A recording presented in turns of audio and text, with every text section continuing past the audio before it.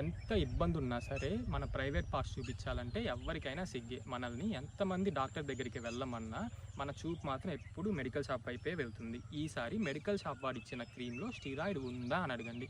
లైట్గానే ఉంటుంది అన్నా సరే పొరపాటును కూడా మీరు ఆ క్రీమ్ కొని మీకు మీరే సొంతంగా వాడకండి. నేను ఎందుకు ఇంతలా స్టిరాయిడ్ క్రీమ్ని వాడకండి అని చెప్తున్నానంటే మీరే మీ ఫోన్ తీసుకొని సింపుల్గా గూగుల్లో సెర్చ్ చేసి చూడండి. సైడ్ ఎఫెక్ట్స్ ఆఫ్ స్టిరాయిడ్స్ అని, యాక్నీ, అట్రోఫీ, కలర్ చేంజెస్ అని ఇలా చాలా వస్తాయి. అంటే మొటిమలు రావడం, చర్మం పల్చబడిపోవడం, రంగులో మార్పులు రావడం ఇలాంటివి.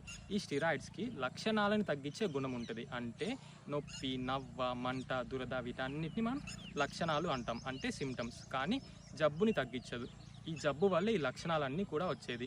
ఏ జబ్బుకి ఏ క్రీమ్ వాడాలన్నది మీ డాక్టర్ని డిసైడ్ చేయనివ్వండి.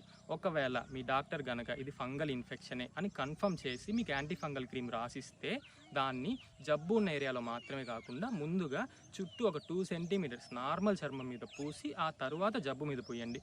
ఇలా చేయడం వల్ల ఫంగస్ చుట్టూ యాంటీ ఫంగల్ క్రీమే ఉండడం వల్ల దానికి చావడం తప్ప వేరే ఆప్షన్ ఉండదు.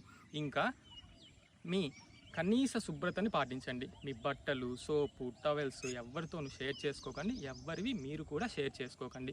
ఇంకా లూజుగా ఉండే కాటన్ బట్టలనే వేసుకోండి. కాస్త గాలి ఆడనివ్వండి. ఎందుకు?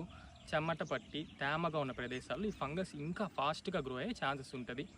అడగాలంటే అదోలా ఉంది. వీడియోని చూసి వదిలేయకుండా కాస్త షేర్ చేసుకోవచ్చు కదా.